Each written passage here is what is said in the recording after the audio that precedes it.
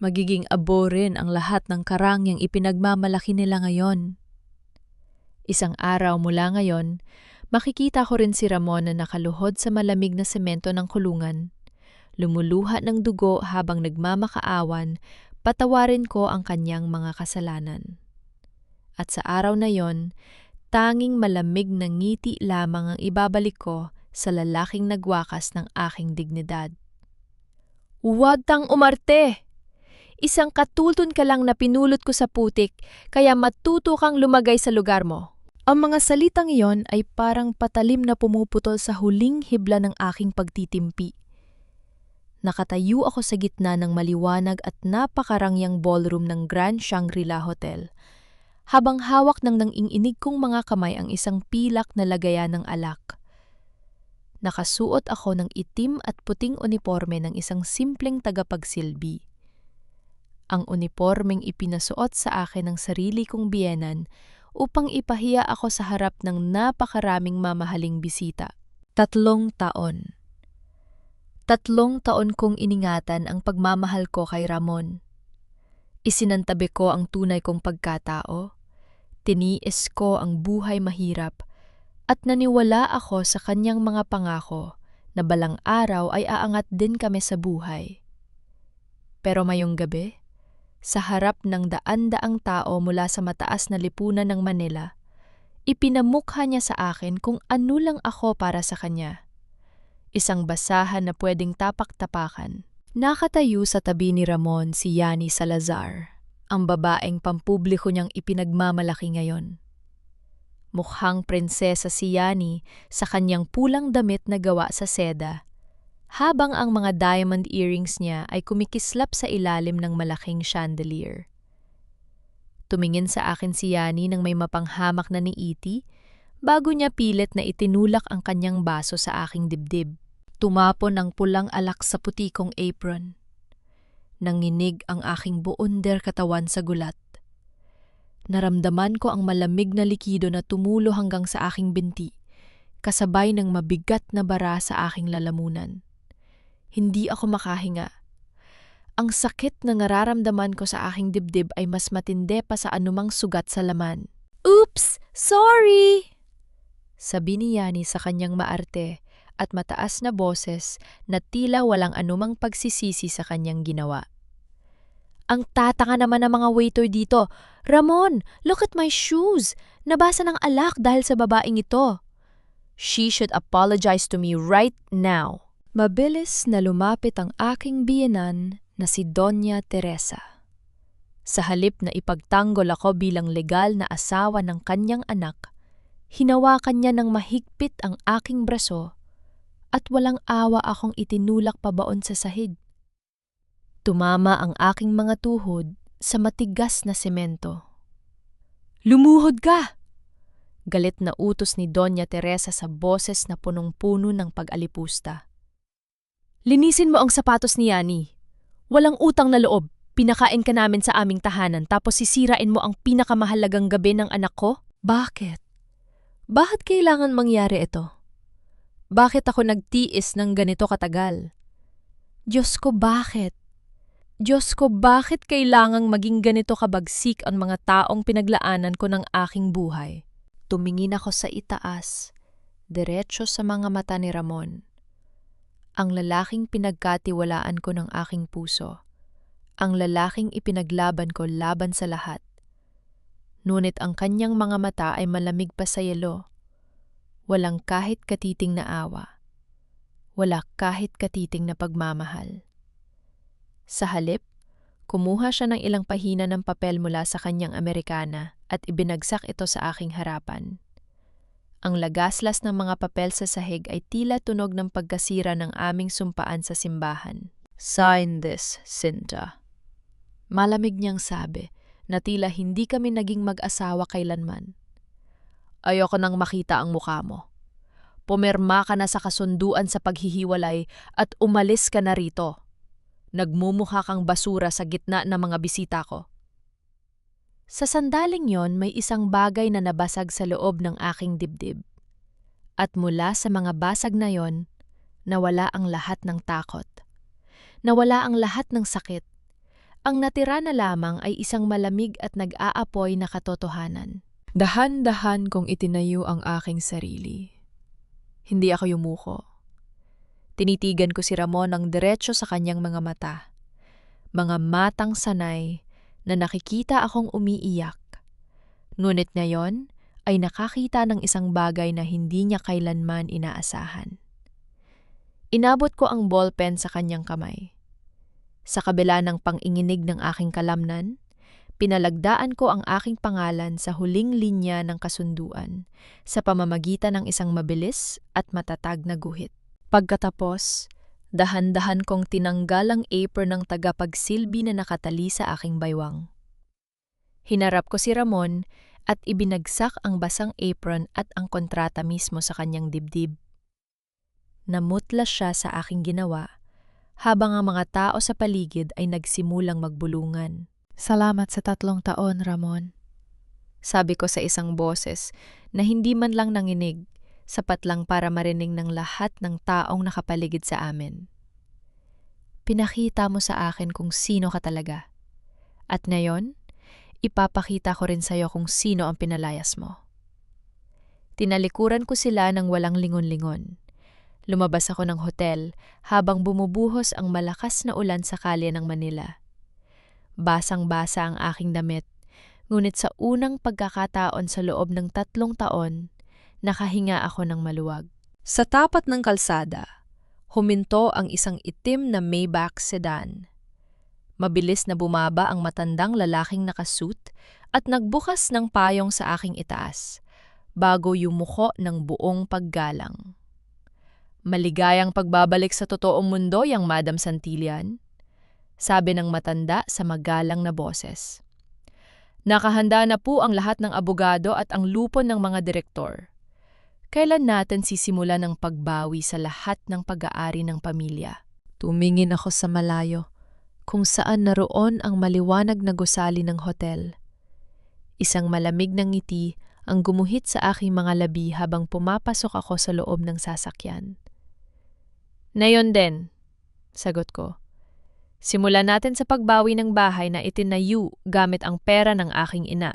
Bumuhos ang lamig ng gabi sa lumang bahay ng mga ilustre na magbalik ako upang kunin ang huling natitirang bakas ng aking nakaraan.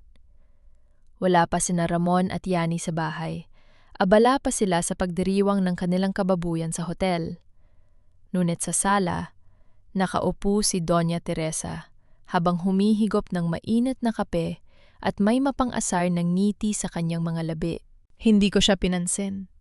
Dire-diretso ako sa maliwit na silid sa tabi ng kusina.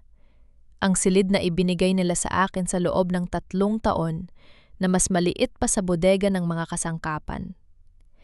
Ngunit nang buksan ko ang maliit na kahot na lalagyan sa ibabaw ng aking aparador, tumigil ang tibok ng aking puso. Wala roon ang lumang kwintas na may krus na pilak. Iyon ang tanging kivat na iniwan ng aking ina bago siya pumanaw sa ospital. "Naghahanap ka ba ng isang bagay, Sinta?" Nakatayo si Doña Teresa sa pintuan ng aking silid. Nakakrus ang mga braso at puno ng pagmamay-abang ang mga mata. "Nasaan ang kwintas ng ina ko?" Tanong ko sa isang boses na pilit kong pinatatag kahit na nararamdaman ko na ang panging-inig ng aking mga kamay. Sumipsip muna si Doña Teresa sa kanyang tasa bago binitawan ang mga salitang parang lason. "Ibinenta ko na kay Yani kaninang hapon. 100,000 piso rin yon. Bayad yon sa lahat ng pagkain na kinain mo rito sa bahay ko sa loob ng 3 taon. Walang silbi ang kwintas na yon sa'yo. Hindi mo naman mairas ang isuot sa mga simpleng araw mo." Nanlamig ang buo kong katawan. Ang huling alala ng aking ina. Ang tanging bagay na hawak ko habang umiiyak ako sa mga gabi ng panggigipit nila ay ipinamigay lang niya na parang basahan sa babaeng pumalit sa pwesto ko.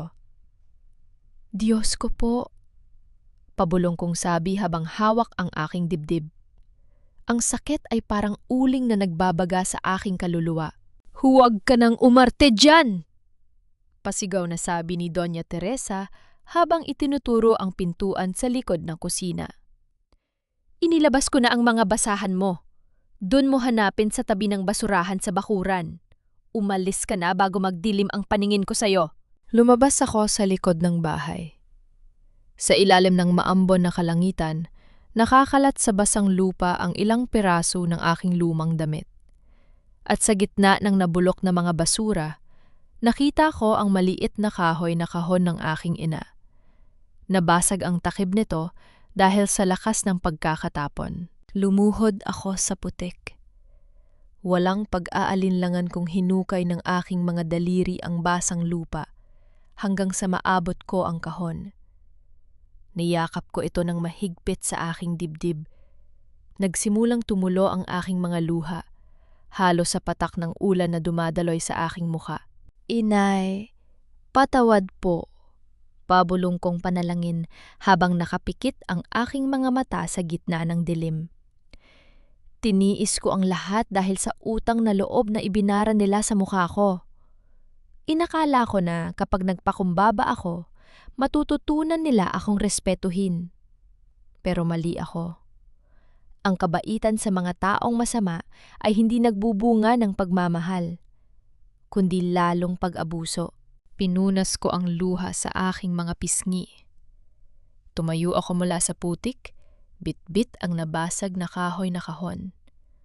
Wala na ang sinta na umiiyak sa sulok. Ang natira na lamang ay ang tunay na tagapagmana ng pamilya Santillan. Pumapasok ako sa loob ng naghihintay na Maybach sa dulo ng kalye. Sa loob ng sasakyan, nakaupo si Tito Teban, ang nakababatang kapatid ng aking ina. Abot kamay niya sa akin ang isang itim na digital tablet na nakakonect sa pangunahing sistema ng Santillan Group. Aking pamangkin, malumanay na sabi ni Tito Teban habang nakatingin sa akin ng may pag-aalala. Lahat ng mga bank account ng Santillan Group, ang mga credit line ng Ilustre Holdings at ang pondo ng pamilya ay nasa ilalim na ng iyong direktang kontrol. Isang pindot mo lang, pwede nating patayin ang lahat ng negosyo ng pamilya Ilustre ngayong gabi. Inabot ko ang tablet. Sa screen nakakonekta ang bawat pautang at kontrata na pinasok ni Ramon sa nakalipas na 2 taon. Uwag muna, Tita Teban. Malamig kong sagot habang pinagmamasdan ang mga numero. Ang mabilis na pagbagsak ay hindi sapat para sa kanila. Gusto kong maramdaman nila ang unti-unting pagkawala ng hangin sa kanilang mga dibdib. Biglang nag-vibrate ang tablet sa aking kandungan. Isagpulang abiso ang lumitaw sa screen mula sa Santillan Credit Corporation, ang pautang na sangay ng aming kumpanya. Isang bagong aplikasyon para sa isang malaking pautang ang pumasok sa sistema. Pangalan ng nag-a-apply, Ramon Ilustre. Halagang hinihiram, 50 milyong piso. Isasangla.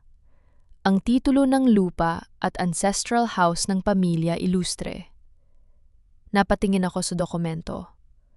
Kailangan ni Ramon ang perang ito upang pondohan ang kanyang bagong proyektong pampublikong infrastruktura. Ang proyektong ginamit niya upang magyabang kay Yani at sa pamilya nito. Isang malamig na ngiti ang dahan-dahang gumuhit sa aking mga labi. Aprubahan mo ang pautang, Tito Teban. Sabi ko sa isang boses na walang kahit katiting na alinlangan. Pauutangin natin si Ramon ng 50 milyong piso para kapag dumating ang araw ng singilan, wala na silang kahit anong masisilungan. Kinabukasan, sa loob ng isang napakaluho at sikat na French restaurant sa Bonifacio Global City, nakaupo sina Ramon at Yani sa tapat ng malaking salamin na nakadungaw sa mga ilaw ng lungsod. Sa gitna ng mesa ay may 2 baso ng mamahaling wine at isang platong puno ng caviar at truffle pasta. I told you, babe. Mayabang nasabi ni Ramon habang itinataas ang kanyang baso. Sabi ko sa'yo, mabilis lang maaprubahan ang 50 milyong piso sa Santillan Credit. Nakita ng lupon ang kakayahan ko.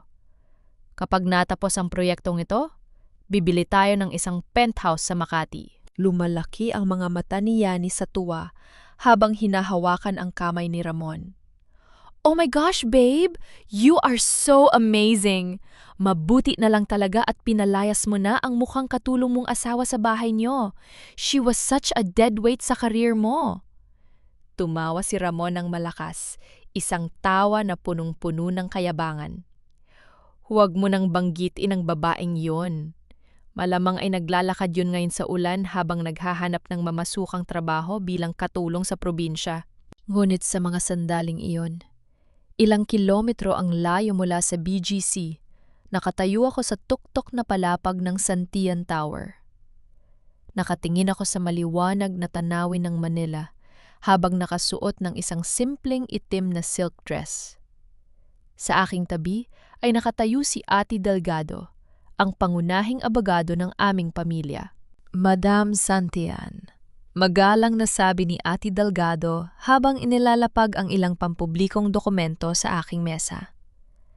Pirmado na po ang utos mula sa lupon. Lahat ng lumang pautang at credit lines ng Ilustre Holdings ay formal ng pinalilipas ang panahon at itinaas sa status na high-risk default dahil sa hindi pagbabayad ng mga nakaraang obligasyon. Inabot ko ang bolpen at mabilis na pinalagdaan ng utos. I-freeze ang lahat ng kanilang mga personal na account. Ngayong gabi, bumalik ang eksena sa restaurant sa BGC. Tinawag ni Ramon ang waiter para sa billing ng kanilang kinain. Inilapag ng waiter ang isang maliit na leather folder kung saan nakasulat ang kabuuang halaga, 120,000 piso. Walang alinlangan na kinuha ni Ramon ang kanyang platinum credit card mula sa kanyang leather wallet at inihagis ito sa folder. "Charge it all here," sabi niya sa waiter nang may kasamang ngiti ng pagmamay-ari. Yumuko ang waiter at kinuha ang card. Ngunit paglipas ng 5 minuto, bumalik ang waiter na may kasamang 2 tagapamahala ng restaurant. Medyo namumutla ang mukha ng waiter habang inilalapag ang resibo sa mesa. "Pasensya na po, Sir Ramon." Magalang ngunit malinaw na sabi ng waiter. "Na-decline po ang inyong credit card." Nawala ang ngiti sa mukha ni Ramon. "What? Subukan mo ulit. Impossible. May 2 milyong credit limit ang card na yan." "Nasubukan na po namin ng 3 beses sa magkaibang terminal, sir." Dagdag ng manager ng restaurant. "Ang nakalagay po sa system ay account frozen by issuer bank. Hindi po ma-process ang bayad." Bago pa man makapagsalita si Ramon, biglang nag-vibrate ng malakas ang kanyang telpo no sa mesa. Ang pangalan ng kanyang ina na si Doña Teresa ang lumilitaw sa screen. Inis na sinagot ni Ramon ang tawag. "Ma, ano ba? Nagbabayad ako ng bill sa restaurant." "Ramon! Magmadali kang umuwi!" Ang histerikong boses ni Doña Teresa ay halos lumabas sa speaker ng telpon o sapat para marinig ng mga katabing mesa. "May mga tao mula sa bangko sa labas ng bahay natin.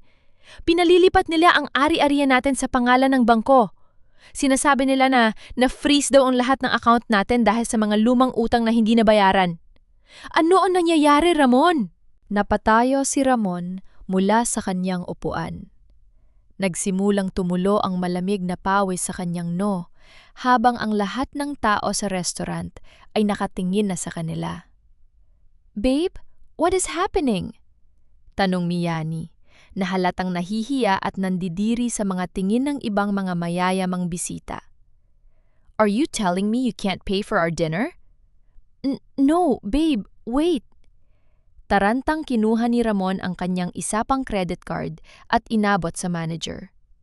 "Try this one, quick!" Ngunit, mabilis na umiling ang manager matapos iswipe ang tangalawang card.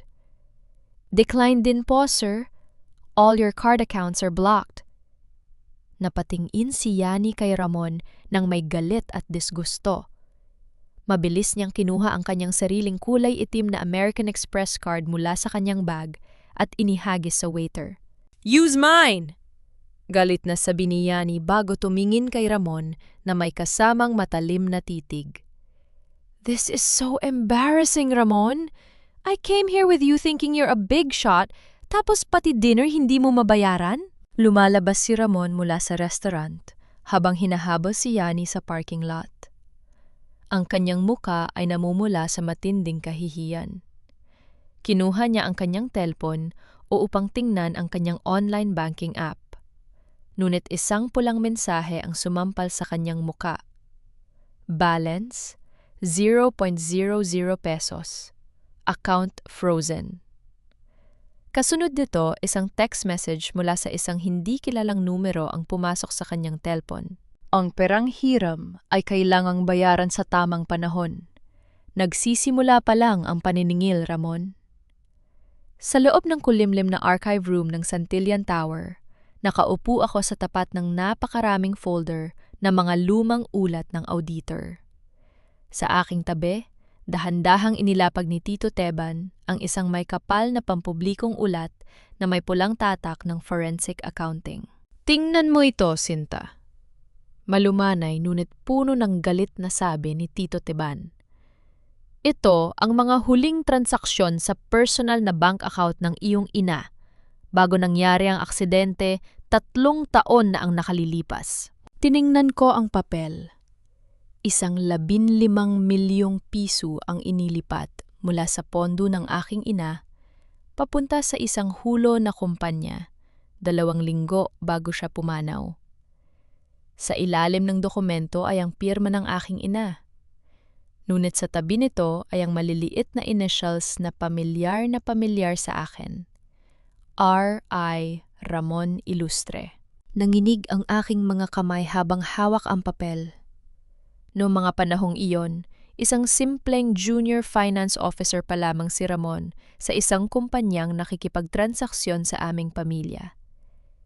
Dito ko nalaman ang masakit na katotohanan. Hindi lamang ako ang target ni Ramon nang pakasalan niya ako. Bago pa man niya ako guluhin at linlangin sa pamamagitan ng kanyang mga pekeng pangako ng pag-ibig, ginagahasa at ninanakawan na nila ng aking biyana ang pondo ng aking inang may sakit. Namatay ang ina mo sa aksidente habang papunta sa opisina ng piskal upang maghain ng demanda laban sa gumawa ng pekeng pirma. Dagdag ni Tito Teban. At pagkatapos niyang mamatay, lumapit sa iyo si Ramon habang nagluluksa ka. Nagkunwaring tagapagligtas mo upang pigilan ka na makita ang mga dokumentong ito. Aking ipinikit ang aking mga mata. Isang matinding bara ang humarang sa aking lalamunan. Ang lalaking pinaglingkuran ko bilang katulong sa loob ng 3 taon ay ang mismong tao na pumatay sa payapang mga huling araw ng aking ina sa mundong ito. Sinta, maayos ka lang ba? Tanong ni Tito Teban nang makitang tumutulo ang isang patak ng luha sa aking pisngi. Pinunas ko ang luhang iyon sa pamamagitan ng aking daliri. Nang imulat ko ang aking mga mata, wala nang kahit katiting na kahinaan roon. Mas maayos ako ngayon, Tito. Sagot ko sa isang malamig na boses. Dahil ngayon, alam ko na kung gaano kalalim ang hukay na dapat kong ihanda para sa kanila. Habang nangyayari ito, sa opisina ng Ilustre Holdings, naglalakad ng pabalik-balik si Ramon habang basang-basa ng pawis ang kanyang Amerikana. Ang kanyang mesa ay puno ng mga demand letter mula sa iba't ibang kumpanya ng kuryente, tubig at bangko. Mabilis niyang pinindot ang kanyang telepno upang tawagan muli ang executive line ng Santillan Group. Please, I need to speak with Chairman Teban Santillan. Histerikong sigaw ni Ramon sa telpon habang pinalalamutak ang kanyang sariling buhok. I am Ramon Ilustre. 1 linggo na ninyong hinarang ang credit line ng kumpanya ko. Kailangan kong maipaliwanag na may malaking pagkakamali sa sistema ninyo. Ngunit ang boses ng sekretarya sa kabilang linya ay nanatiling malamig at walang pakialam. Pasensya na po, Mr. Ilustre. Ang chairman ay hindi tumatanggap ng mga direktang tawag. Ang lahat ng usapin sa pananalapi ay hawak na ng ating senior executive trustee. Ibinagsak ni Ramon ang telepon sa ibabaw ng mesa. Napahawak siya sa kanyang ulo habang humihinga ng malalim. nagsisimula na siyang mabalisa. Kapag hindi niya nabayaran ang mga utang na ito sa loob ng 5 araw, hindi lamang ang kanyang kumpanya ang mawawala. Makukulong siya dahil sa mga peking tseke na naiso niya sa mga supplier. Biglang bumukas ang pinto ng kanyang opisina at pumasok ang isang tagapaghatid ng sulat. Inilapag nito ang isang mabigat at kulay itim na sobre sa mesa ni Ramon. Ang sobre ay mayroong nakatatak na gintong logo ng Santillan Group. Tarantang binuksan ni Ramon ang sobre. Sa loob nito ay isang eksklusibong imbitasyon para sa Santillan Group Annual Executive Charity Auction and Gala, nagaganapin sa Grand Ballroom ng Manila Hotel. Sa ilalim ng imbitasyon ay mayroong nakasulat na espesyal na tala. Inaanyayahan ang pamunuan ng Ilustre Holdings upang makaharap ang bagong Senior Executive Trustee ng Pamilya Santillan. Parang nakakita ng liwanag sa gitna ng dilim si Ramon. Nanlaki ang kanyang mga mata habang hawak ang gintong imbitasyon. Eto na! Sabi ni Ramon sa kanyang sarili habang tumatawa ng may halong takot at tuwa. Eto na ang pagkakataon ko. Kapag naipaliwanag ko ang sarili ko sa mismong may-ari sa gala night na ito, maiaayos ang lahat. Mababawi ko ang pera ko. Ngunit sa kabilang dako ng lungsod, hawak ko rin ang kaparehong imbitasyon na kulay itim at ginto. Pumunta ka, Ramon, pabulong kong sabi habang nakatingin sa aking refleksyon sa salamin. Pumunta ka sa gabi, kung saan ang lahat ng kasinungalingan mo ay sisingilin sa harap ng buong lipunan. Puno ng kumikislap na ilaw at mga mamahaling tao ang Grand Ballroom ng Manila Hotel para sa taunang Santillan Group Charity Auction. Sa gitna ng malaking bulwagan, pumasok sina Ramon, Doña Teresa at Yani na nakasuot ng kanilang pinakamagagandang damit. Nakaasul na silk dress si Yani at sa kanyang leeg ay nagniningning ang lumang kwintas na may krus na pilak, ang kivat ng aking ina na binili niya mula sa aking biyenan. Naglalakad sila ng may nakataas na pilit na ipinapakita sa lahat na wala silang problema sa pera. Makinig ka, Ramon! Pabulong na sabi ni Doña Teresa habang pinapaypaya ng sarili. Kapag nakaharap mo ang senior executive ng Santillan ngayong gabi, tiyakin mong maaprubahan ang karagdagang pautang. Tingnan mo ang mga tao rito, puro mga bilyonaryo. Kailangang magmukha tayong kabilang sa kanila. Huwag kayong mag-alala, ma, sagot ni Ramon habang inayos ang kanyang taksido kahit na sa loob-loob niya ay nanginginig siya sa kaba dahil sa mga na-freeze niyang account. I will handle this. Papatunayan ko sa kanila na malaki ang halaga ng Ilustre Holdings. Sa ikalawang palapag ng ballroom, sa loob ng isang pribadong VIP glass booth na nakadungaw sa buong bulwagan, nakatayo ako habang hawak ang isang baso ng malamig na tubig. Nakasuot ako ng isang eleganteng itim na gown at may manipis na maskara sa aking mukha. Sa aking tabi ay nakatayo ang auctioneer ng kaganapan. Magsimula na tayo! Malamig kong utos sa auctioneer. Bumalik ang atensyon ng lahat sa entablado ng tumayo ang auctioneer sa gitna ng spotlight. Magandang gabi sa ating mga iginagalang na bisita. Panimula ng auctioneer sa kanyang malakas na boses. Para sa ating pambihirang kagamitan sa gabing ito, meron tayong isang espesyal na bagay na isinumate ng Senior Executive Trustee ng Santillan Group. Ito ang Victoria Crucifix, isang makasaysayang kwintas na gawa sa purong pilak na pagmamay-ari ng huling Madam Victoria Santillan. Biglang natigilan si Yani. Dahan-dahan niyang hinawakan ang kwintas sa kanyang sariling leeg. Lumabas sa malaking LED screen sa entablado ang larawan ng mismong kwintas na nakasabit sa kanyang leeg. Nagsimulang magbulungan ng mga mayayamang bisita sa paligid ng mesa ni Ramon. Sandali lang, hindi ba yon ang kwintas na suot ng babaeng kasama ni Ramon Ilustre? Oo nga, bakit nakasabit sa leeg niya ang auction item ng Pamilya Santillan? Nagnakaw ba sila ng kagamitan ng santiyan? Bumilis ang kabog ng dibdib ni Ramon. Namula ang mukha ni Yani sa matinding kahihiyan habang ang mga kamera ng mga mamamahayag ay nagsimulang mag-flash sa kanilang direksyon. Ang pamilya Ilustre ay napaliligiran na ng tsismis at pagdududa. "Babe, what is happening?" Tarantang pabulong ni Yani kay Ramon. "Bakit nasa screen ang kwintas ko? Everyone is looking at me." Dito na, pumasok ang aking plano. Mula sa VIP booth, inihayag ng aking kinatawan sa ibaba ang unang bid sa pamamagitan ng microphone. 50 milyong piso mula sa VIP booth number 1! Sigaw ng tagapagsalita. Nanginig ang buundor katawan ni Ramon. Alam niyang kapag hindi niya nakuha ang kwintas na yon sa auction, lalabas na magnanakaw ang kanyang pamilya at ang kanyang bagong kasintahan sa harap ng buong lipunan ng Manila. Ang kanilang hiya o dignidad ay ganap na mawawasak na yung gabi. 100 milyong piso! Biglang sigaw ni Ramon sa gitna ng bulwagan, pilit na itinataas ang kanyang pride kahit na wala na siyang pera sa bangko.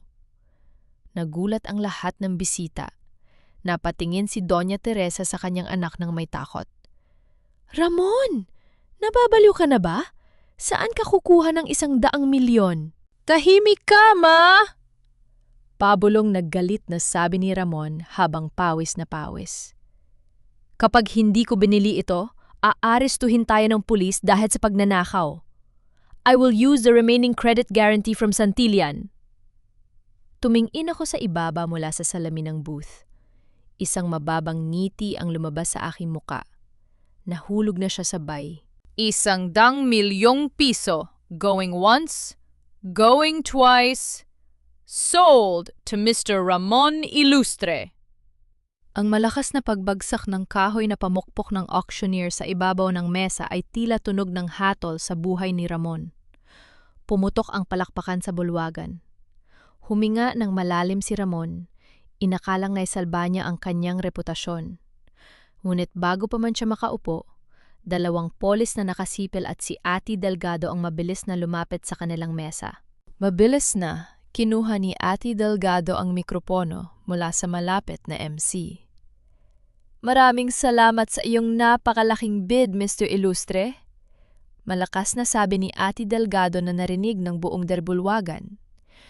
Ngunit ayon sa utos ng korte na inilabas 2 oras ang nakalilipas kaugnay ng ninakaw na ari-arian ng pamilya Santillan, ang pisikal na kwintas na kasalukuyang nakasabit sa leeg ni Miss Yani Salazar ay opisyal ng kinukumpiska ng mga awtoridad bilang ebidensya ng pagnanakaw. Isang babaeng pulis ang lumapit at nang walang alinlangan ay tinanggal ang kwintas mula sa leeg ni Yani. "No! Stay away from me!" Tumingis si Yani sa matinding kahihiyan habang tinatakpan ang kanyang mukha mula sa mga kamera ng media na tuloy-tuloy ang pagkuha ng litra. "Sandali lang!" Pasigaw na protested ni Ramon habang nangangatog ang mga binti. "Binili ko na yan ng 100 milyon! Wala kayong karapatang kumpiskahin yan!" Tumingin si Ato Delgado kay Ramon nang may malamig na awa. "Ang ginawa mo ay isang legal na binding bid para sa charity fund ng Santillan, Mr. Ilustre. Obligado kang bayaran ang 100 milyong piso sa aming kumpanya sa loob ng 24 na oras. Ngunit ang kwintas ay mananatili sa kulungan bilang ebidensya ng krimen ng iyong pamilya." Nawala ng balanse si Ramon at napaupo sa kanyang upuan. Namutla si Doña Teresa at halos mahimatay sa sahig. Sa itaas ng VIP booth, itinaas ko ang aking maskara. Tumingin ako sa ibaba kung saan nakatayo ang nasirang pamilya Ilustre sa gitna ng kahihiyan ng buong mundo. "Isang magandang gabi sa inyo, Ramon," pabulong kong sabi sa hangin. "Yan ang halaga ng pride na ipinagpalit mo sa dignidad ng aking ina." Matapos ang nakapapansin na eksena sa auction gala, ang tahanan ng pamilya Ilustre ay napuno ng sigawan at galit. Ang mga babasaging plato at baso ay tumama sa pader nang mag-away sina Ramon at Yani sa loob ng sala. Nagsinungaling ka sa akin, Ramon. Galit na sigaw ni Yani habang pilit na inilalagay ang kanyang mga mamahaling gamit sa malaking maleta. Sabi mo bilyonaryo ka. Sabi mo kontrolado mo ang pondo ng santiyan. But you made me look like a thief in front of everyone. Napahiya ako sa lahat ng mga kaibigan ko. Shut up, Yani! Histerikong sigaw ni Ramon habang nakahawak sa kanyang sumasakit na ulo. Pinagtanggol kita sa harap ng media. Nanghako ako ng 100 milyong piso para lang hindi ka maaresto sa gitna ng bulwagan. Ginawa mo yon para sa sarili mong pride, hindi para sa akin. Mapang-alipustang sagot ni Yani habang isinusumpa si Ramon sa pamamagitan ng kanyang matalim na titig. Wala kang kwenta. Mahirap ka lang pala. Manigas kayo ng ina mo rito sa luma ninyong bahay. Walang nagawa si Doña Teresa, kundi umiyak sa sulok habang pinagmamasdan ang mabilis na pag-alis ni Yani bit-bit ang kanyang mga gamit. Ang pangarap nilang makapasok sa mataas na lipunan sa pamamagitan ni Yani ay mabilis na naglaho na parang busa. Habang nagkakagulo ang mga ilustre, nakatayo ako sa loob ng isang pribadong silid sa Santian Executive Suite. Sa ibabaw ng aking mesa ay nakalagay ang isang lumang bakal na vault na kinuha ni Tito Teban mula sa lumang bahay ng aking ina sa probinsya. Inilagay ni Tito Teban ang isang lumang tape player sa aking harapan. Ito ang nakuha ng ating mga tauhan sa lihim na bodega ng iyong ina, Sinta, malumanay na sabi ni Tito Teban. Ito ang mga huling naiwang recording ng iyong ina bago siya pumanaw. Pinindot ko ang pindutan ng lumang tape player.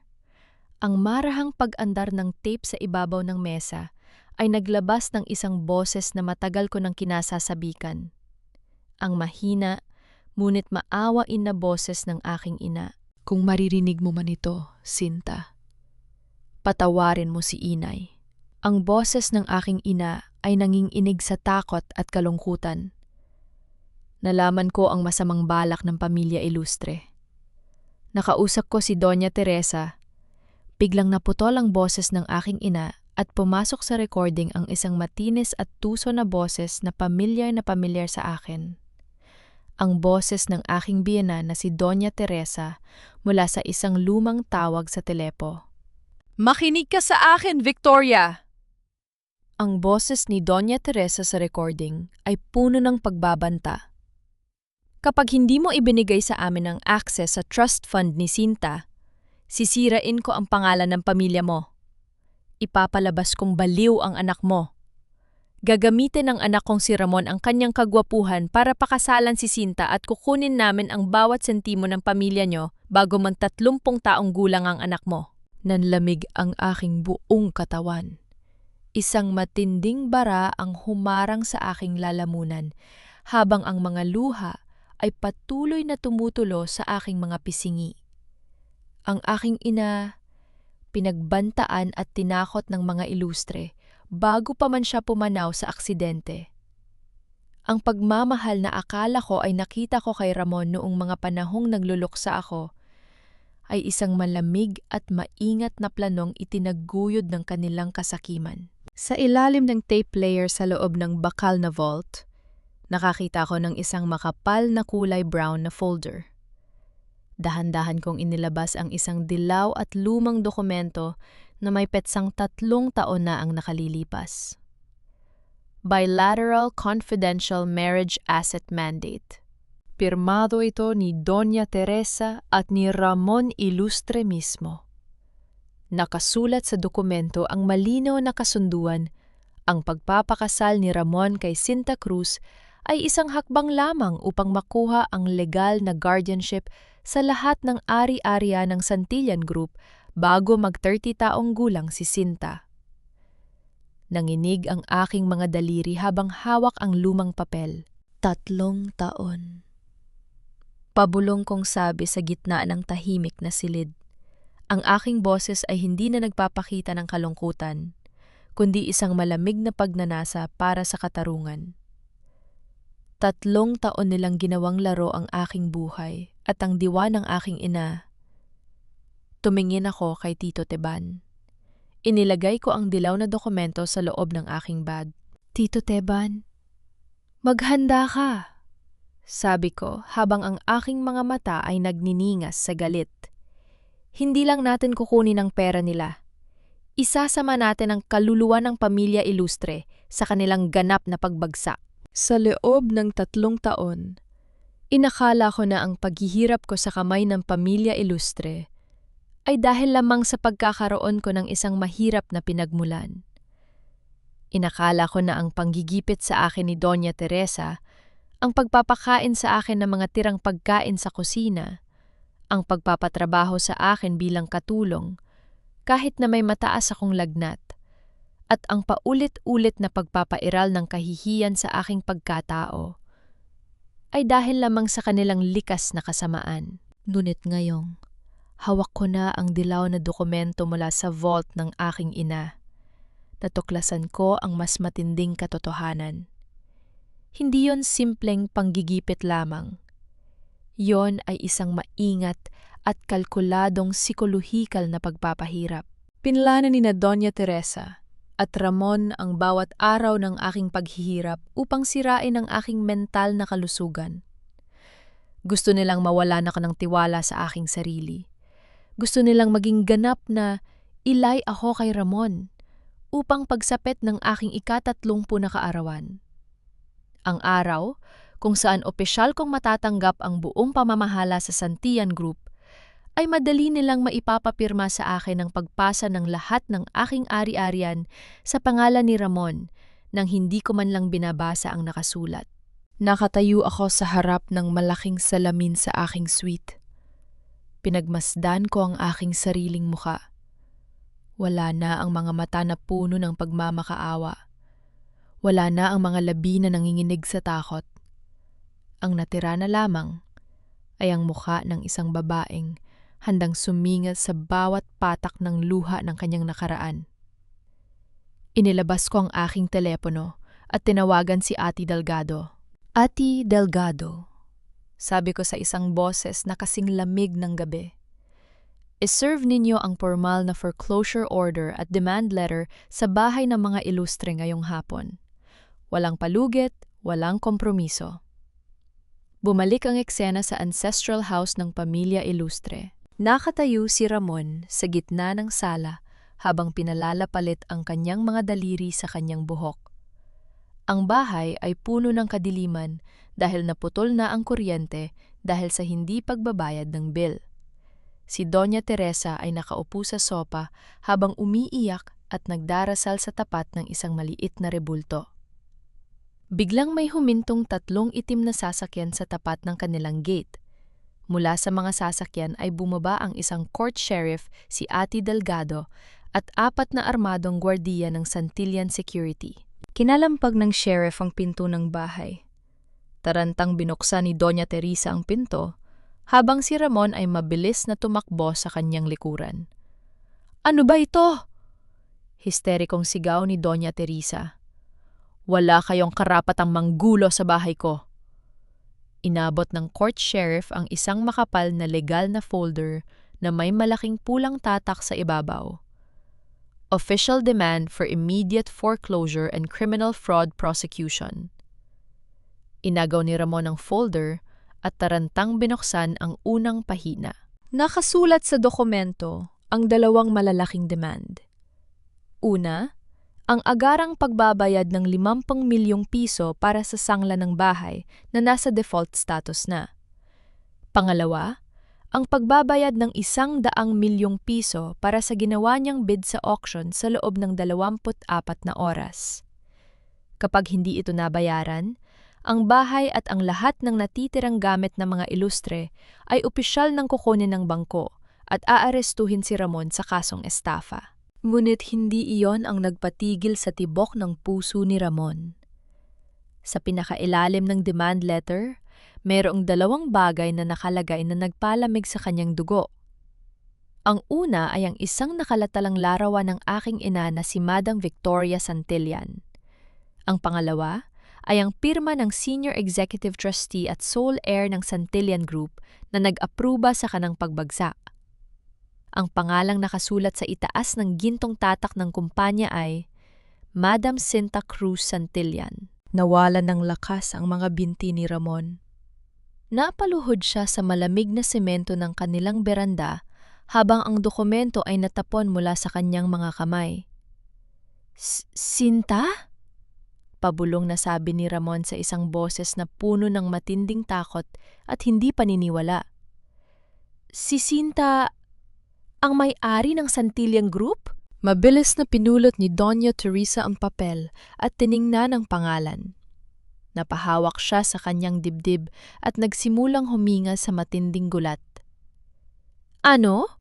Ang katulong na yon? Ang babaeng pinakain natin ng tirang pagkain sa kusina? Siya ang may-ari ng buong kumpanya? Naisip ni Ramon ang lahat. Naisip niya ang gabing ipinahiya niya ako sa hotel, ang gabing pinatapon niya ang aking mga gamit sa basurahan, at ang gabing pilit niya akong pinapirma sa kasunduan sa paghihiwalay. Hindi pala siya nagtapon ng isang mahirap na katulong. Ang pinalayas niya sa kanyang buhay ay ang pinakamayamang babae na may hawak ng kanyang leeg at ng kanyang buong hinaharap. Nagsimulang tumulo ang malamig na pawis sa buong katawan ni Ramon habang napahawak siya sa kanyang ulo at nagsimulang sumigaw sa matinding pagsisi at takot sa gitna ng kanyang sirang tahanan. Sa itaas ng Santillan Tower, nakatanggap ako ng isang abiso sa aking telepono. Demand letter successfully served. Tumingin ako sa malayo at pabulong na nagsalita. Nagsisimula pa lang ang tunay mong bangungot, Ramon. Sa loob lamang ng 24 na oras matapos maimbestigahan ng korte, ang mundong itinayo ni Ramon sa pamamagitan ng kasinungalingan ay tuluyan ng nagiba. Lumabas si Ramon sa kanyang bahay na may dalang isang maliit na bag ng mga damit, habang ang mga tauhan ng bangko ay nagsimula ng maglagay ng dilaw na seal sa pintuan ng kanilang ari-arian. Wala na siyang kotse dahil nakumpiska na ito ng kumpanya. Wala na siyang pera sa bangko. At ang lahat ng kanyang mga tinatawag na kaibigan sa negosyo, kasama na si Yani, ay ibinlock na ang kanyang numero sa telepono. Pahakab-hakab na naglakad si Ramon sa mga kalye ng Cubao hanggang sa makarating siya sa isang maingay at maduming jeepney terminal. Nakaupo siya sa mababang semento sa gilid ng kalsada habang ang kanyang mamahaling Amerikana ay puno na ng alikabok at pawis. Dito pumasok sa kanyang isip ang mga alaala ng kanyang kabataan. Bago siya naging isang mayabang na manager, si Ramon ay lumaki sa pinakamahirap na sulok ng Tondo. Naalala niya ang araw kung kailan iniwan sila ng kanyang ama na may baong malaking utang. Ang mga araw na wala silang kinakain ng kanyang ina kundi ang mga pagkaing itinapon ng ibang tao at ang paulit-ulit na pagpapaalis sa kanila ng may-ari ng bahay dahil sa kawalan ng pambayad. Ang matinding takot na bumalik sa putik ng karalitaan ang naging lason na sumira sa kanyang pagkatao. Dahil sa takot na maging mahirap ulit, naging bulag siya sa kasakiman. Naging handa siyang tapak-tapakan ang dignidad ng taong tunay na nagmamahal sa kanya, para lamang makalapit sa salapi. Ngunit ngayon, ang mismong kasakiman na yon ang naghatid sa kanya pabalik sa eksaktong lugar na kinatatakutan niya. Nanginig ang mga daliri ni Ramon habang inilalabas ang kanyang telepono. Sa kabila ng matinding kahihiyan, pinalabas niya ang aking personal na numero. Ang numerong hindi ko man lang pinalitan sa nakalipas na 3 taon. Pumindot siya. Sa kanyang pagkagulat, nagring ang telepono at pagkaraan ng 3 beses may sumagot sa kabilang linya. Sinta? Sinta! Diyos ko! Salamat at sinagot mo! Ang boses ni Ramon ay naging histeriko, puno ng pag-iyak at pagmamakaawa na naririnig sa gitna ng ingay ng mga jeepney sa kanyang paligid. Sinta, please, wag mo akong ibaba. Naway pakinggan mo ako. Nakatayo ako sa aking air-conditioned na opisina sa Santian Tower habang nakatingin sa malawak na tanawin ng lungsod. Ang aking boses ay nanatiling mahinahon at walang kahit katiting na emosyon. May kailangan ka ba, Ramon? Tanong ko. Sinta, patawad! Patawarin mo ako! Ang iyak ni Ramon ay naging malakas na tila isang batang nawawala ng pag-asa. Natatakot ako, Sinta. Hinahabol ako ng mga tao mula sa bangko. Wala na akong bahay. Wala na akong pera. Naalala mo ba nung nagkakilala tayo sa probinsya? Mahal mo ako, di ba? 1 taon mong ipinaglaban ang pagmamahal mo sa akin. Please, Sinta. Pwede tayong magsimula ulit? Kalimutan na natin ang lahat. Lumalabas ang isang malamig na ngiti sa aking mga labi habang nakikinig sa kanyang kabaliwan. Nung minahal kita, Ramon, malumanay kong sagot, ibinigay ko sa iyo ang aking buong buhay. Tiniis ko ang maging katulong sa bahay ninyo dahil inakala ko na may pangarap tayo. Pero ipinagpalit mo ang pagmamahal na yon sa kaunting pera, sa pride at sa isang babaeng iniwan ka rin ng maghirap ka. Nagkamali ako! Si Yani at si Malang ang may sala! Histerikong sigaw ni Ramon habang napaluhod sa maduming semento ng terminal, walang pakialam kung pinagmamasdan siya ng mga taong naglalakad sa kalsada. Pinilit lang ako ng ina ko. Sinta, please, sabihin mo sa akin kung ano ang dapat kong gawin para patawarin mo ako. Gagawin ko ang lahat. Magiging katulton mo ako? Ipagtimpla kita ng kape araw-araw, basta wag mo lang akong ipakulong. Huminga ako ng malalim. Ang boses ko ay naging kasing patalim ng isang espada.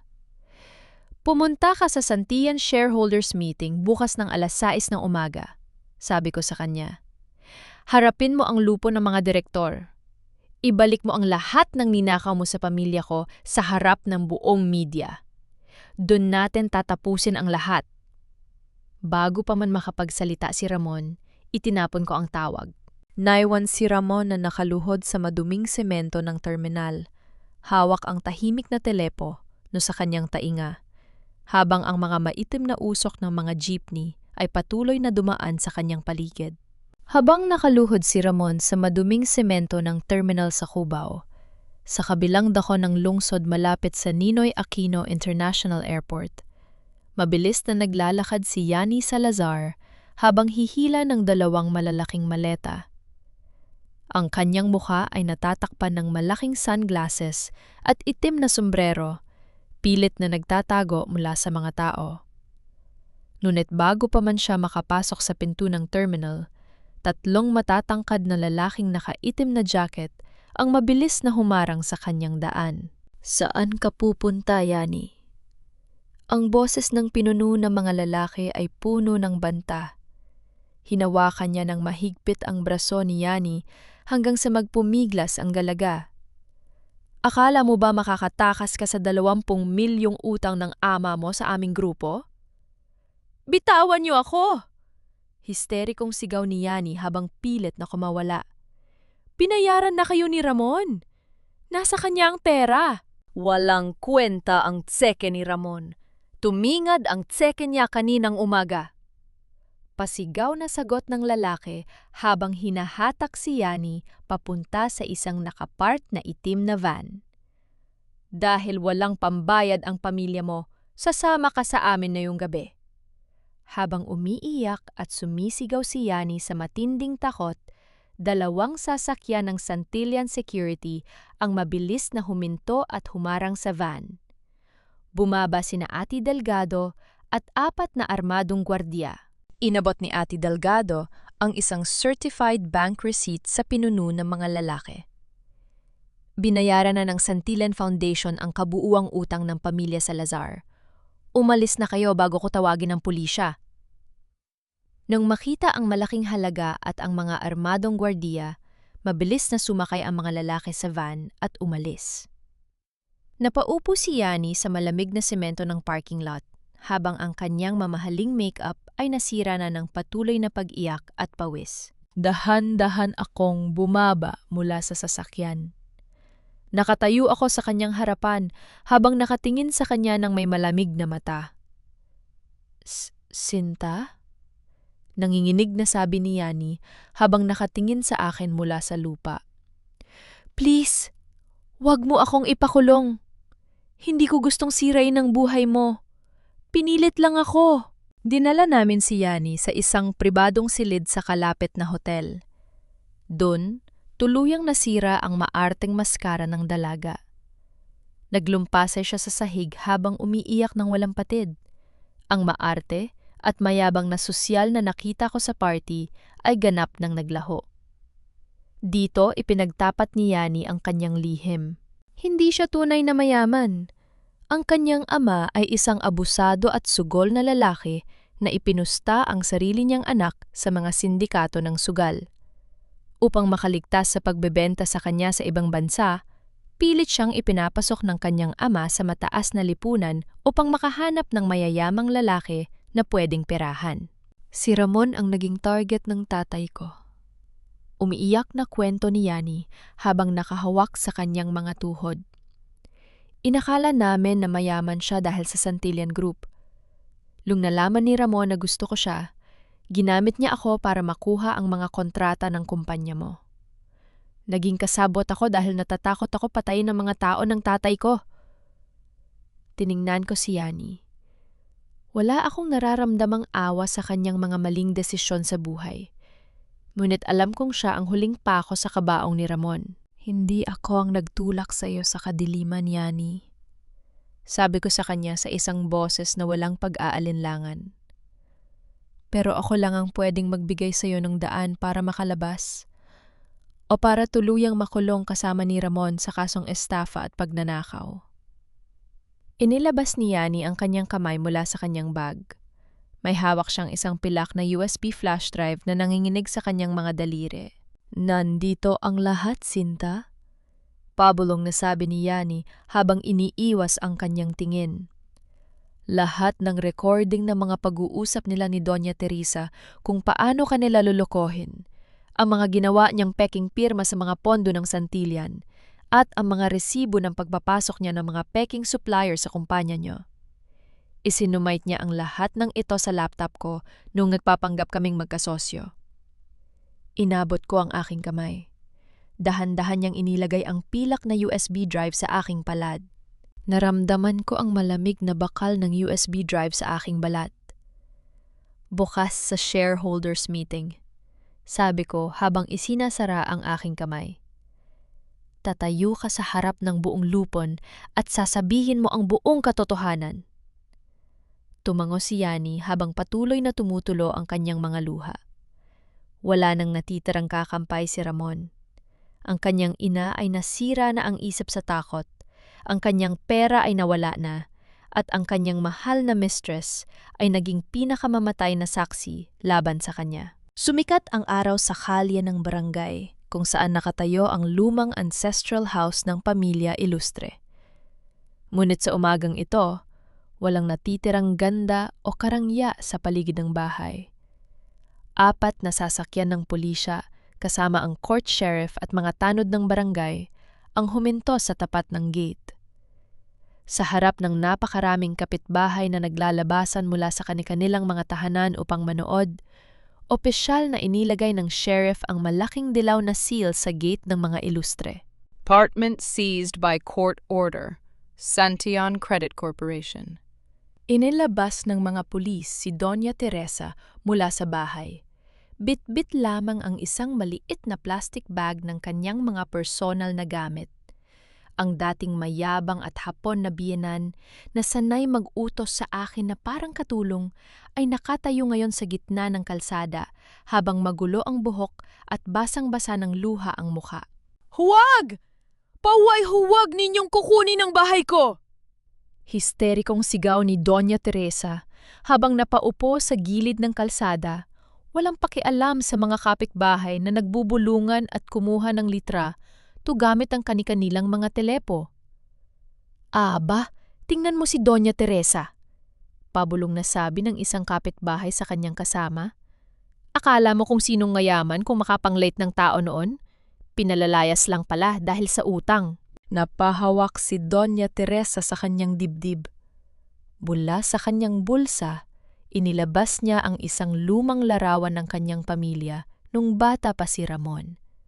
Ang larawan ng kanyang asawa na nag-iwan sa kanila ng napakaraming utang 30 taon na ang nakalilipas. Dito lumabas ang kanyang huling pag-iyak ng pagtatapat, ang kanyang matinding kasakiman, ang kanyang walang awang pagtrato sa akin, at ang kanyang pagnanais na magmukhang mayaman sa harap ng lipunan, ay nagmula sa matinding takot na muling maiwanang mag-isa at mahirap sa gitna ng kalsada. Ngunit sa kanyang pagsubok na takasan ang nakaraan sa pamamagitan ng kasamaan, ang mismong bangungot na kinatatakutan niya ang naging huling hantungan ng kanyang buhay. Diyos ko po, patawarin niyo ako! Umiiyak na panalangin ni Doña Teresa habang nakaluhod sa alikabok ng kalsada, habang ang mga tauhan ng bangko ay tuluyan ng pinalitan ang mga lock ng kanyang bahay. Habang nangyayari ito sa barangay, nakarating na si Ramon sa tapat ng matayog na gusali ng Santian Tower sa Makati. Nakasakay siya sa isang pampublikong bus, nakasuot ng kanyang maruming Amerikana, at ang kanyang mukha ay puno ng pang-inginig at puyat. Pumasok siya sa malaking marble lobby ng gusali, kung saan ang mga gwardiya ay mabilis na tiningnan ang kanyang pangalan sa VIP list bago siya samahan papunta sa private elevator.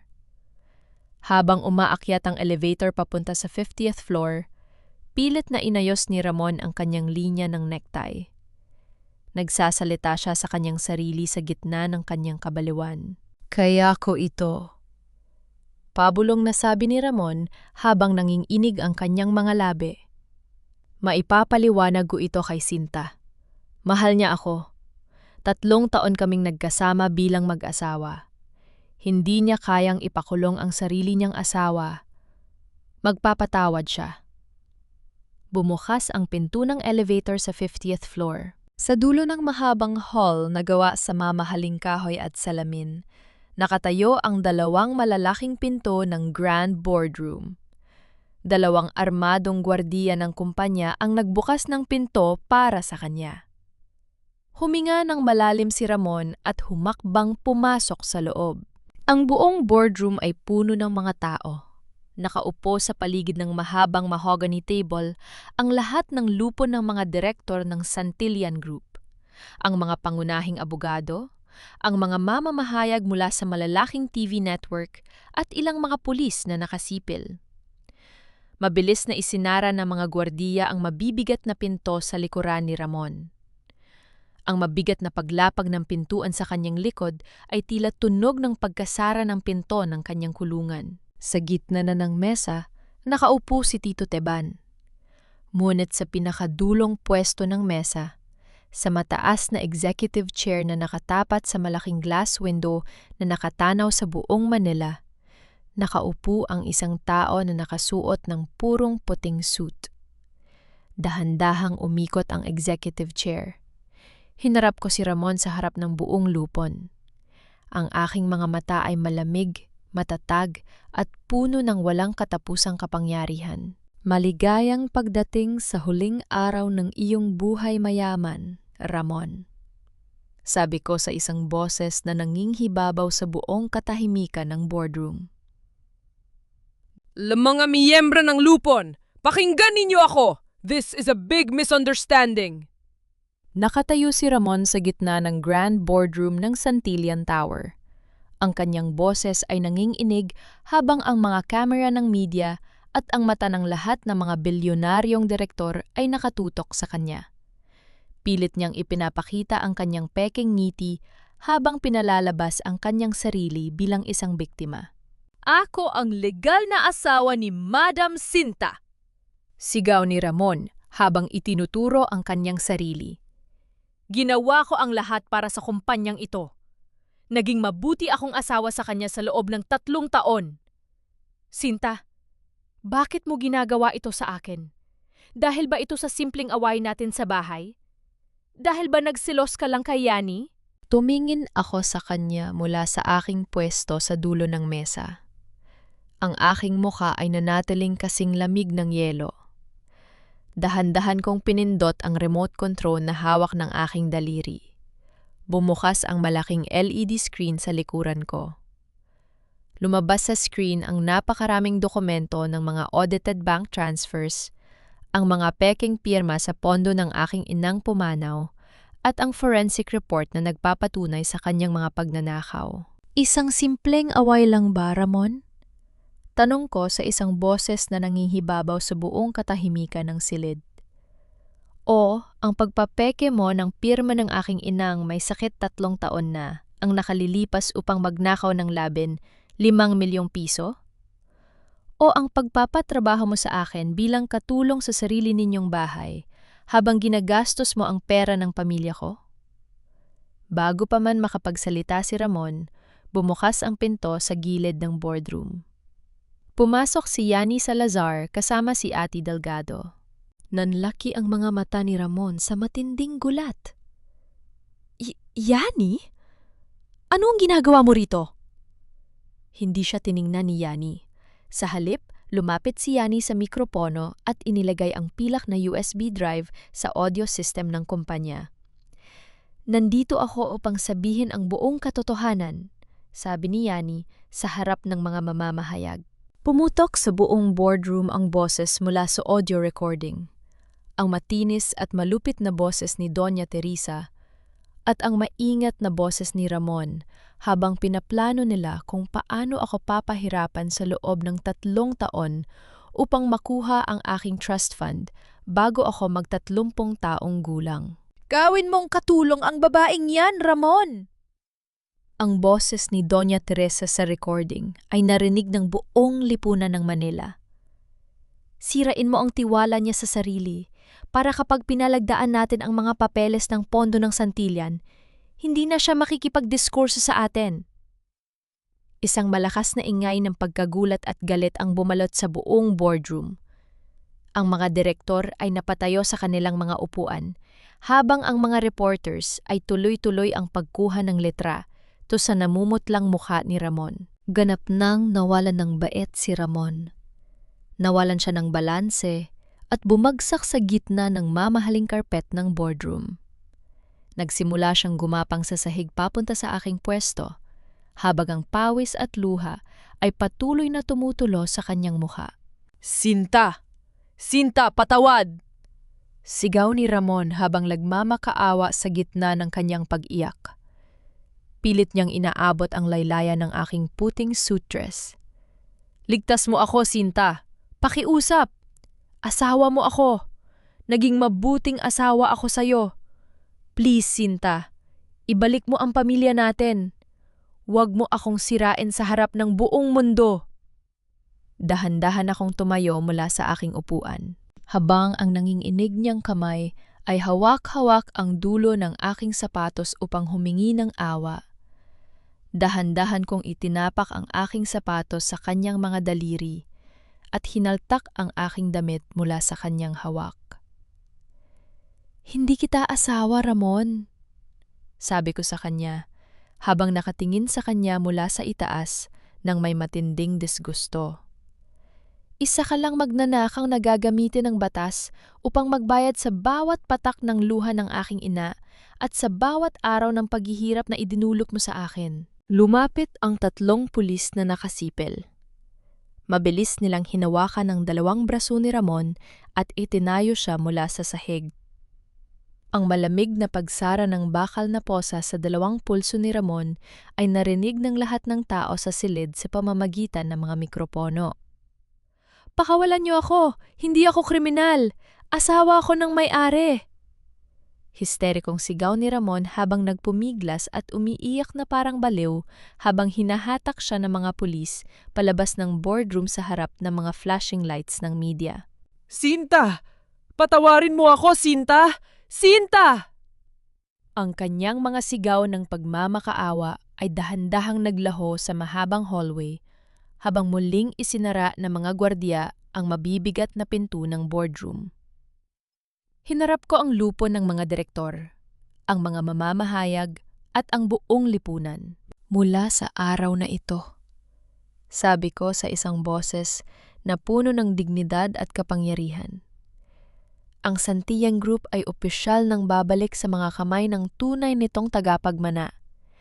At walang sinumang tao o pamilya ang makakakuha muli ng dignidad at pangarap ng aming pamilya. Isang napakalakas na palakpakan ang pumutok sa buong boardroom habang ang pangalan ng tunay na tagapagmana ay muling nagliwanag sa buong bansa.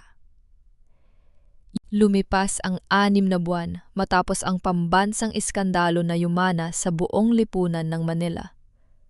Sa loob ng Regional Trial Court ng Manila, ibinaba ng hukom ang huling hatol sa kaso ng Pamilya Ilustre.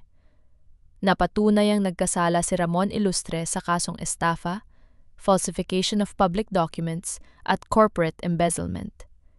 Hinatulan siya ng 20 taong pagkabilanggo ng walang posibilidad ng parol.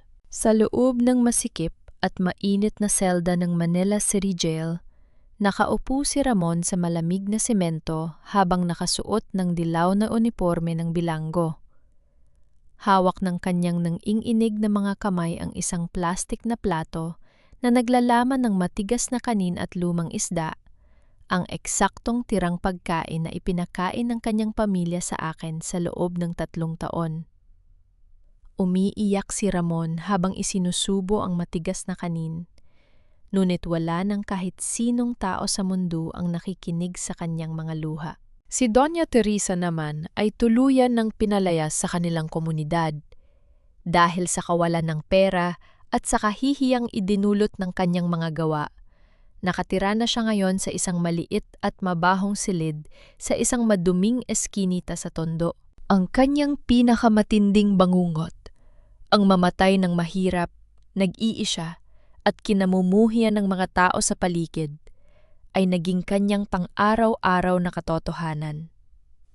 Habang pumapatak ang tubig ulan mula sa sirang yero ng kanyang bubong papunta sa lumang timba, nakatitig lamang siya sa basag na pader, walang kaibigan, walang pera, at walang anak na makakasama. Si Yani Salazar ay nakatanggap ng masringan na parusa dahil sa kanyang buong pagtutulungan sa korte bilang saksi ng pamahalaan. Pumasok siya sa isang simpleng trabaho sa isang pampublikong pasilidad at dahan-dahang binabayaran ang kanyang mga natitirang multa, malayo na sa maarte at peking buhay na minsang sumira sa kanya. Samantala, sa isang maaliwalas na sementeryo sa ibabaw ng burol, nakatayo ako sa harap ng malinis na nicho ng aking ina. Inilagay ko ang isang bungkos ng mga sariwang puting bulaklak sa ibabaw ng marmol. Sa tabi ng mga bulaklak, dahan-dahan kong inilapag ang nabawi kong kwintas na may krus na pilak at ang inayos na kahoy na kahon. Inay? Pabulong kong sabi habang nakatitig sa pangalan ng aking ina na nakaukit sa ginto. Bumalik na po ang katarungan. Nakuha ko na po muli ang ating pangalan, ang ating diwa at ang dignidad na ipinaglaban mo hanggang sa huling sandali ng iyong buhay. Isang malamig at masarap na simoy ng hangin ang dumaan sa mga damo sa aking paligid, na tila isang yakap ng pagmamahal mula sa kalangitan. Hinarap ko ang Manila Bay Walk habang ang gintong araw ay dahan-dahang lumulubog sa dagat. Nakasuot ako ng isang simpleng puting damit, malaya na mula sa takot, malaya na mula sa utang na loob, at malaya na mula sa mga taong nagtangkang sirain ang aking pagkatao. Ibinukas ko ang aking mga braso at huminga ng malalim. Sa unang pagkakataon sa aking buhay, ang aking bukas ay ganap ng nasa aking sariling mga kamay. Ang liwanag ng araw ay muling sumikat sa dalampasigan ng Maynila, na para bang hinuhugasan ng bawat bakas ng dusa at luha na pinagdaanan ni Sinta. Ang katarungan na hindi lamang isang pangarap, kundi isang katotohanang ibinibigay sa mga taong marunong lumaban ng may dignidad. Mga mahal kong tagapakinig, maraming salamat sa inyong pakikipaglakbay sa kwento ng buhay ni Sinta. Habang isinusulat ko ang eksena kung saan ibinagsak ni Sinta ang kanyang apron sa harap ng taong nagkanulo sa kanya, Hindi ko mapigilang mapaluha. Naalala ko ang napakaraming kababaihan sa ating lipunan na patuloy na nagtitiis sa pang-aabuso dahil sa pagmamahal o sa takot na mahusgahan ng iba. Ang kwentong ito ay inspirasyon mula sa mga totoong kwento ng buhay na ipinadala sa atin. Ipinapaalala nito sa atin na ang tunay na halaga ng isang tao ay hindi nasusukat sa ganda ng damit o sa dami ng salapi, kundi sa tibay ng kanyang kaluluwa kapag subok na ng tadhana. Sa inyong palagay, tama ba ang naging desisyon ni Sinta na hindi na magpatawad at hayaang makulong si Ramon? Kung kayo ang nasa kanyang kalagayan, kaya niyo rin bang tiisin ang 3 taong paghihirap para lamang sa katarungan? Nasaan man kayo ngayon? Nagtatrabaho sa ibang bansa? Nagluluto para sa pamilya? O nagpapahinga matapos ang mahabang araw? Sana ay nahanap niyo ang lakas ng loob sa kwentong ito. Huwag ninyong kalimutang mag-like, mag-comment ng inyong mga saloobin at i-share ang kwentong ito sa inyong mga mahal sa buhay. Titulong kwento: Ang huling halakhak ng tunay na tagapagmana. Ang kwentong ito ay isinulat batay sa kwento ng isang tagapakinig, 30 taong gulang mula sa Cavite na nagpadala ng kanyang mensahe tungkol sa pagbangon mula sa pengkakanulo. Lumalabas na ang lahat ng karakter at sitwasyon ay ginawa ng katang-isip at binago ang mga pangalan upang protektahan ang privacy ng mga taong kasangkot. Layunin lamang nitong magbigay ng aral, inspirasyon at aliw sa bawat pamilyang Pilipino.